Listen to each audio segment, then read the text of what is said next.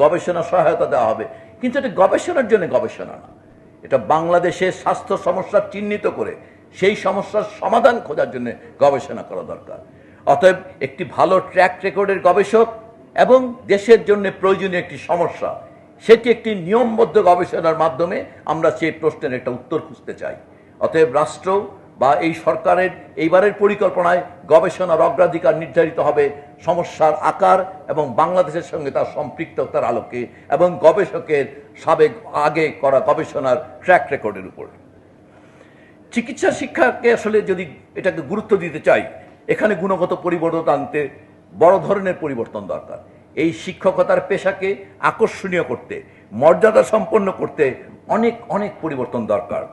এই লক্ষ্যে আসলে মেধাবী এবং প্রতিশ্রুতিশীল তরুণদেরকে আসলে আকর্ষণ করতে হবে শিক্ষকতায়, এবং সেই কারণে এবার বেশ কিছু ফেলোশিপের ব্যবস্থা করা হবে। বাংলাদেশ মেডিকেল ইউনিভার্সিটি থেকে বিশেষ ফেলোশিপ দেওয়া হবে বিশেষ বিশেষ বিশেষ সাবজেক্টগুলোতে।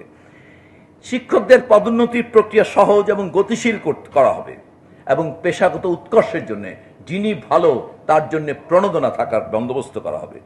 তার ফলে সবচেয়ে মেধাবী এবং নিবেদিত প্রাণ শিক্ষার্থীরা ভবিষ্যতে শিক্ষকতাকে পেশা হিসেবে গ্রহণ করবেন, এবং তার ফলে একজন মেধাবী শিক্ষকের সঙ্গে মেধাবী ছাত্রের সম্মিলনের ফলেই একটা মেধাবী প্রজন্ম চিকিৎসক তৈরি হবে।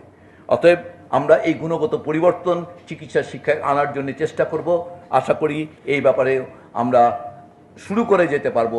এটা নিশ্চয়ই আগামীতে ধারাবাহিকতা রক্ষা করা হবে।